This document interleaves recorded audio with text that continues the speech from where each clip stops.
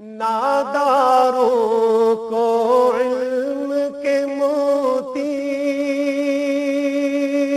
آقا نے انمول دیے۔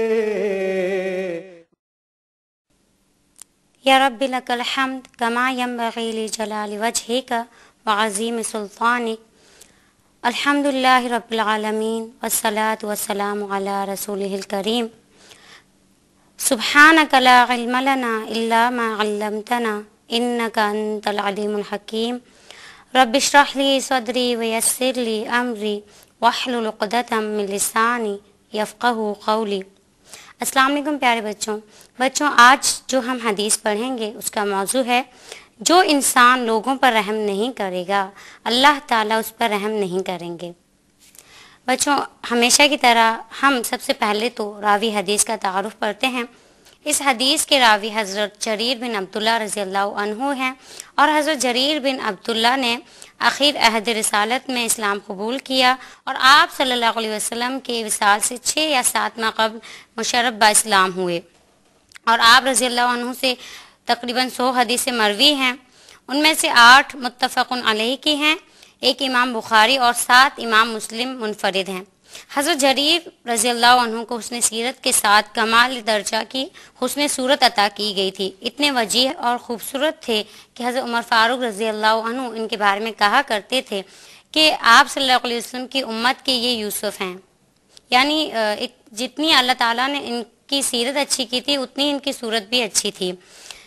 اب ہم حدیث پڑھتے ہیں۔ صلی اللہ علیہ وسلم صلی اللہ علیہ وسلم عن جریر بن عبداللہ رضی اللہ عنہ قال قال رسول اللہ صلی اللہ علیہ وآلہ وسلم من لا يرحم الناس لا يرحمہ اللہ۔ اس کا ترجمہ یہ ہے صلی اللہ علیہ وسلم کہ جو انسان لوگوں پر رحم نہیں کرے گا اللہ تعالیٰ اس پر رحم نہیں کریں گے۔ آئیے بچوں، اب ہم اس حدیث کے معنی الفاظ پڑھتے ہیں۔ من جو، لا نہیں، یرحم رحم کرے گا، الناس لوگ، یرحم ہو رحم کرے گا اس پر، اللہ اللہ تعالیٰ۔ اب ہم اس حدیث کی تشریح پڑھتے ہیں، یعنی ہم شرح حدیث پڑھتے ہیں۔ صلی اللہ علیہ وسلم اللہ تعالیٰ نے اپنی پوری زمین پر عدل و انصاف قائم کرنے کے لیے پوری انسانیت میں سے مسلمانوں کو چنا، اور اسلام بھی ایک ایسے معاشرے کو قائم کرنا چاہتا ہے جس میں شفقت، رحم دلی، ہمدردی جیسے عظیم اقدار موجود ہوں، اور یہی وجہ ہے کہ اللہ تعالیٰ نے اپنی رحمت خاص کر دی ان لوگوں کے لیے کہ جو لوگوں پر رحم کرتے ہیں، اور اس کے ساتھ ساتھ اس مبارک حدیث میں وعید بھی سنائی گئی ہے ان لوگوں کے لیے جو لوگوں پر رحم نہیں کرتے ہیں۔ یعنی یہ 2 کنڈیشن لگا دی گئیں کہ جو انسان لوگوں پر رحم کرے گا تو اللہ تعالیٰ بھی اس پر رحم کریں گے، اور جو انسان لوگوں پر رحم نہیں کرے گا تو اللہ تعالیٰ اس پر رحم نہیں کریں گے۔ آپ دیکھیے کہ بہت سارے ایسے واقعات ہیں جن میں اللہ تعالیٰ کی رحمت کا عظیم مظہر، اور اس کی جو رحمت کا مطلب تو یہی ہے کہ شفقت، ہمدردی، رواداری اور کسی کے ساتھ اچھا سلوک کرنا۔ اسی لیے اللہ تعالیٰ چاہتے ہیں کہ میری جو یہ صفت رحیمیت ہے وہ میں اپنے بندوں میں بھی دیکھوں۔ ایک واقعہ آپ صلی اللہ علیہ وسلم نے جو صحابہ کرام کو سنایا تھا، میں آپ کو بھی سنانا چاہوں گی، اور آپ دیکھیے گا کہ اس میں اللہ تعالیٰ کی رحمت کا کتنا عظیم مظہر ہے۔ بنی اسرائیل کا ایک واقعہ ہے کہ ایک شخص جس نے 99 قتل کیے تھے، وہ گناہ کرتا گیا لیکن اس کو کبھی خیال نہیں آیا، لیکن ایک وقت ایسا آیا، 99 قتل بہت بڑی بات ہے، لیکن اس کو اس وقت بھی خیال آیا کہ میں نے اتنے گناہ کیے ہیں کہ اللہ تعالیٰ مجھے معاف کر دیں گے۔ یہ خیال آتے ہی وہ ایک شخص کے پاس گیا، ایک عابد شخص کے پاس۔ بچوں، عابد کہتے ہیں جو شخص بہت زیادہ عبادت کرتا ہو۔ تو اس نے اس عابد انسان سے کہا کہ میں نے 99 قتل کیے ہیں، کیا اللہ تعالیٰ مجھے معاف کر دیں گے؟ تو شخص نے کہا کہ تم نے اتنے گناہ کیے، تم نے 99 جانیں جو ہیں وہ ضائع کی ہیں، اللہ تعالیٰ تمہیں کبھی معاف نہیں کریں گے، تم بہت گناہ گار ہو۔ تو اس شخص نے کیا کیا، جس نے 99 قتل کیے تھے اس نے اس شخص کا بھی قتل کر دیا۔ اس طریقے سے کیا ہوا کہ اس نے 100 قتل کر لیے۔ پھر بھی اس کے دل میں یہ لگن تھی کہ میں کسی ایسے شخص کے پاس جاؤں جو مجھے صحیح رہنمائی کرے میری۔ تو وہ پھر ایک عالم کے پاس جاتا ہے اور اس عالم سے وہ پوچھتا ہے کہ میں نے 100 قتل کیے ہیں، کیا اللہ تعالیٰ مجھے معاف کر دیں گے؟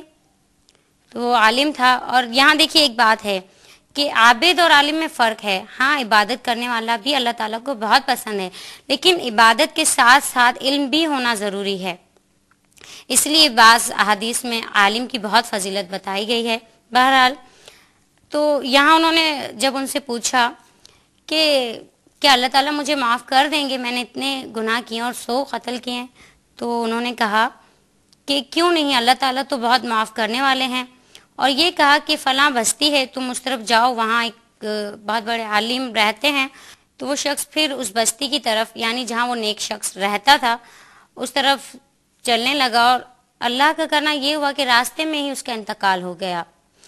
اب وہاں پر اس کی روح قبض کرنے کے لیے 2 جنت کے فرشتے بھی آ گئے، یعنی جنت میں لے جانے والے، اور 2 دوزخ میں لے جانے والے فرشتے بھی آ گئے۔ اور روایت میں آتا ہے کہ باقاعدہ ان فرشتوں کے درمیان یہ اس بات پر تنازع ہوا کہ جنت کے فرشتوں نے کہا کہ اس کی روح ہم لے کر جائیں گے، جبکہ دوزخ کے فرشتوں نے کہا کہ اسے ہم لے کر جائیں گے کیونکہ یہ بہت گناہ گار تھا، اس نے 100 قتل کیے۔ جبکہ جنت کے فرشتوں کا کہنا یہ تھا کہ اس کے دل میں نیکی کا خیال تو آیا تھا۔ تو پھر انہوں نے یہ بات اللہ تعالیٰ کے آگے پیش کی، تو اللہ تعالیٰ نے کہا کہ آپ ایسا کرو کہ اس زمین کو ناپو، اگر وہ شخص اس نیک بستی کے قریب ہے تو وہ جنت میں جانے کا مستحق قرار دے دیا جائے گا، اور اگر وہ اس زمین سے دور ہے تو پھر دوزخ کے فرشتے اسے لے کر جائیں گے۔ اور پھر اللہ کی رحمت کا عظیم مظہر دیکھیے، جبکہ وہ شخص اس زمین سے جو ہے بہت دور تھا، بھی اس بستی سے بہت دور تھا، لیکن اللہ تعالیٰ نے اپنی رحمت سے اس کو اس بستی سے بہت قریب کر دیا۔ اور جب فرشتوں نے ناپا تو وہ ظاہر سی بات ہے اس بستی کے قریب ہو گئے، تو جنت کے فرشتے اسے لے کر گئے۔ یعنی اس بات سے کیا ثابت ہوا، اس واقعے سے، کہ اللہ تعالیٰ کتنے رحیم ہیں، کتنے رحمان ہیں، کہ اللہ تعالیٰ نے ایک ایسے شخص کو معاف کر دیا جس نے 100 قتل کیے تھے، لیکن آج ہم معاف نہیں کرتے ہیں۔ ایک اور بات کہ خاص طور پر بعض لوگ اپنے نوکروں پر اور جو ان کے ماتحت ہوتے ہیں ان پر رحم نہیں کرتے ہیں، جبکہ اسلام نے کسی بھی انسان کے ساتھ برا سلوک کرنے کو بہت ناگوار جانا ہے۔ اسی لیے اللہ تعالیٰ نے قرآن پاک میں کہا کہ یا ایھا الناس انا خلقناکم من ذکر و انثی وجعلناکم شعوبا وقبائل لتعارفوا، کہ اے لوگوں، میں نے تمہیں ایک ہی مرد اور ایک ہی عورت سے پیدا کیا ہے، تم سب ایک ہی ہو، اور میں نے قبائل کہا گیا نا، وجعلناکم شعوبا وقبائل لتعارفوا، میں نے جو یہ قبائل اور یہ قومیں اس لیے بنائی ہیں لتعارفوا، تاکہ تم ایک دوسرے کو جان سکو، پہچان سکو۔ صرف تمہاری پہچان کے لیے تمہاری رنگت و نسلوں میں فرق کیا گیا، لتعارفوا، تاکہ تم ایک دوسرے کو پہچانو۔ سب انسان برابر ہیں، کوئی انسان اپنے آپ کو برتر سمجھ کر دوسرے انسان کی تحقیر نہیں کر سکتا، کیونکہ آپ صلی اللہ علیہ وسلم نے اس بات کی اجازت نہیں دی ہے، اور اسلام کا خمیر محبت ہے۔ ایک بات آپ یاد رکھیے، یہ والی بات کہ اسلام کا خمیر محبت ہے۔ اسی طریقے سے کوئی انسان کسی پر کوئی اجارہ داری نہیں ہے، اور اسلام تو سراسر امن و مساوات کا دین ہے، جیسے اللہ پاک نے قرآن پاک میں فرمایا ہے اور غلامی کے تصور کو مٹایا ہے۔ فرماتے ہیں اللہ تعالیٰ کہ انما المؤمنون اخوۃ فاصلحوا بین اخویکم، کہ تمام مومن جو ہیں آپ آپس میں بھائی ہیں، تو تم اگر ان کے درمیان کوئی ایسی بات ہو جائے تو ان کی صلح کرواؤ۔ یعنی بعض لوگوں کا کردار اس میں مثبت ہوتا ہے، بعض کا منفی ہوتا ہے، لیکن اللہ تعالیٰ نے یہاں یہ کہا کہ تمام مسلمان آپس میں بھائی ہیں، اور یہ کہا کہ پس تم اپنے 2 بھائیوں کے درمیان صلح کرا دو۔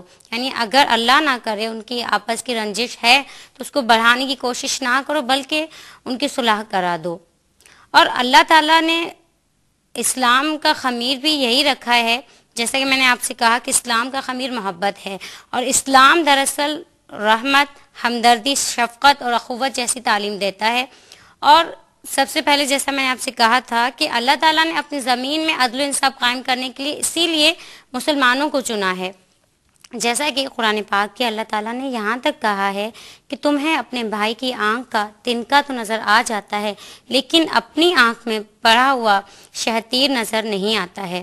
یعنی دیکھیے آج کل ایسا ہی ہو رہا ہے کہ ہم اگر کسی اپنے سے سامنے والے شخص کے اندر کوئی ذرا سی برائی دیکھتے ہیں تو وہ ہمیں بہت بڑی برائی لگتی ہے اور ہم اس کو گنوانا شروع کر دیتے ہیں، اور بعض اوقات کسی کا دل بھی دکھا دیتے ہیں، لیکن ہم اپنے آپ کو نہیں دیکھتے ہیں۔ اور اسی سے متعلق امام بصری رحمۃ اللہ علیہ ایک دعا کیا کرتے تھے۔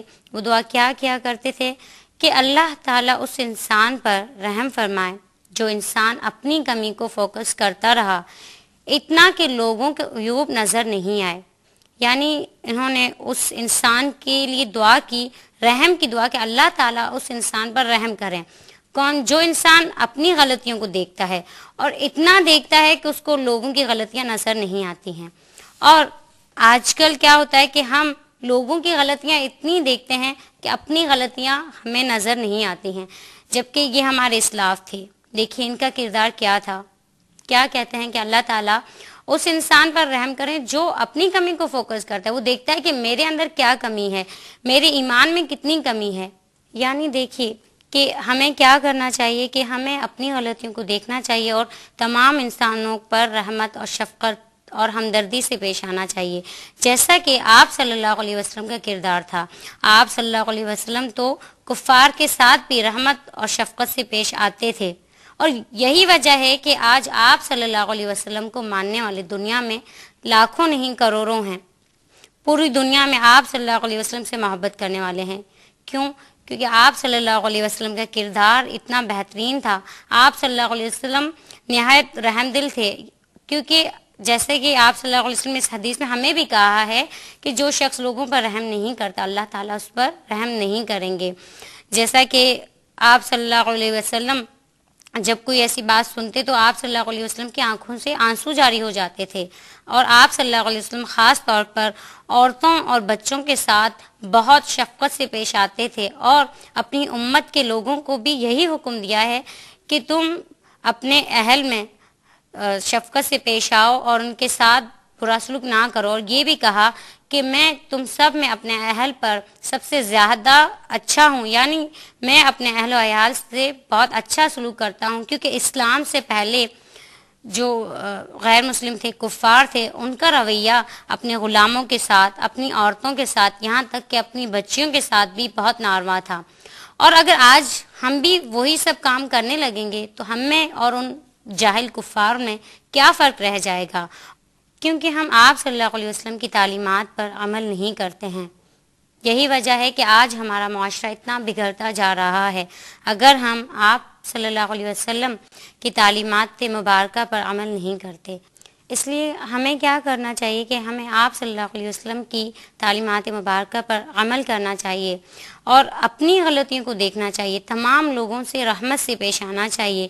اگر ہم اپنے آپ کو بہت زیادہ نیک سمجھتے ہیں تو پھر بھی ہمیں دوسرے لوگوں کو حقیر نہیں جاننا چاہیے، ان سے برے طریقے سے بات نہیں کرنی چاہیے، کیونکہ آپ صلی اللہ علیہ وسلم کا بھی طریقہ مبارک یہی تھا۔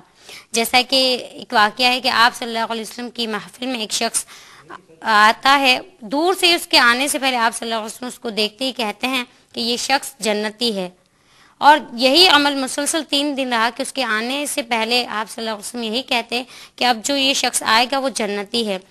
تو ایک صحابہ نے فرماتے ہیں یہاں پہ ایک صحابہ کہ میں نے سوچا کہ اس شخص کے اندر ایسی کون سی بات ہے کہ اس کو اللہ کے نبی صلی اللہ علیہ وسلم نے یہ کہہ دیا کہ یہ جنتی ہے، کیونکہ صحابہ کرام یہی چاہتے تھے کہ ہم بھی وہ عمل کریں کہ جو اللہ کو پسند ہو، اس کے نبی صلی اللہ علیہ وسلم کو پسند ہو۔ تو انہوں نے کیا کیا کہ اس شخص کے پاس گئے، اسے کہا کہ میرے ساتھ کوئی مسئلہ ہے، میں 3 دن تمہارے گھر رہنا چاہتا ہوں۔ تو انہوں نے کہا کوئی بات نہیں۔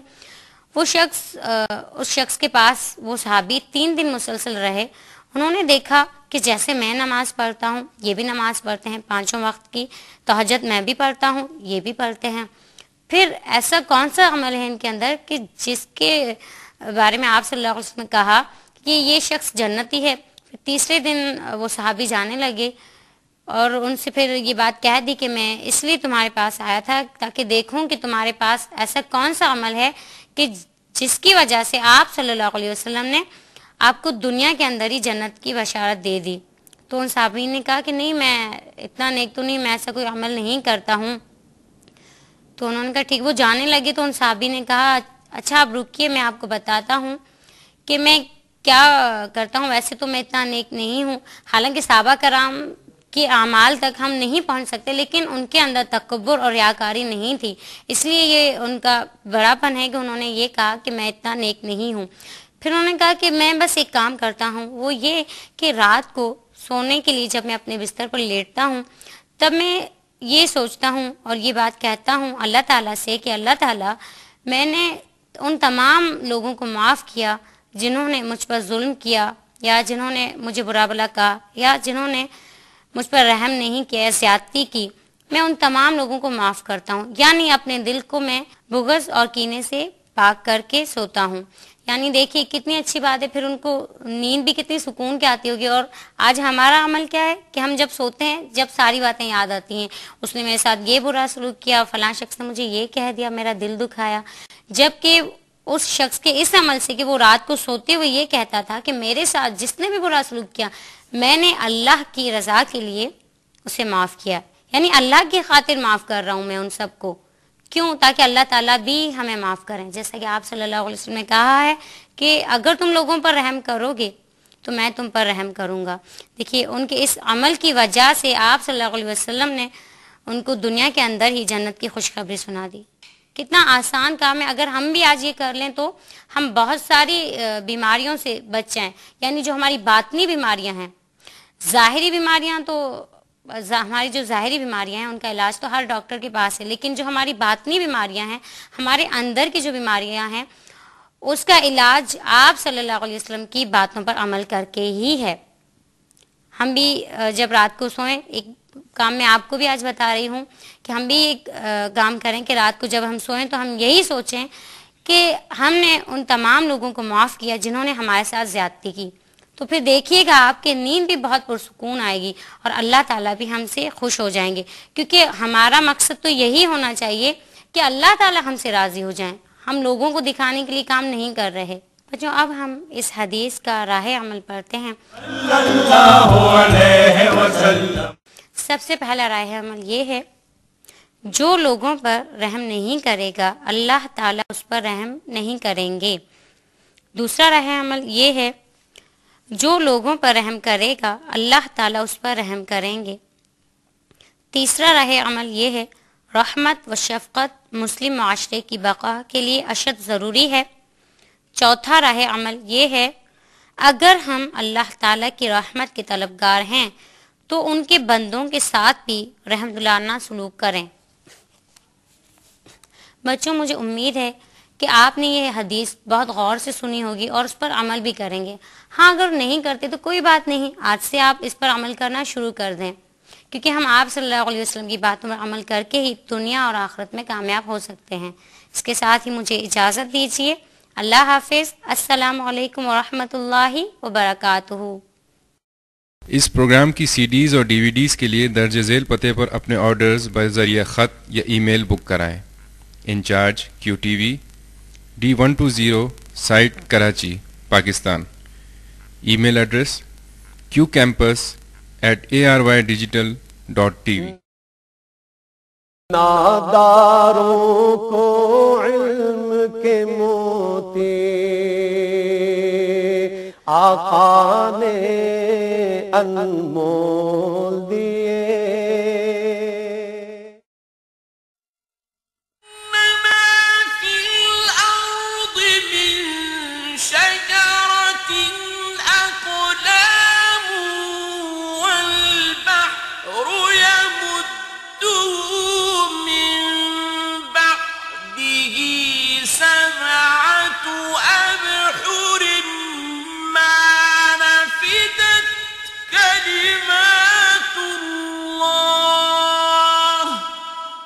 اور اگر یوں ہو کہ زمین میں جتنے درخت ہیں سب کے سب قلم ہوں اور سمندر کا تمام پانی سیاہی ہو اور اس کے بعد 7 سمندر اور سیاہی ہو جائیں تو اللہ کی باتیں یعنی اس کی صفتیں ختم نہ ہوں۔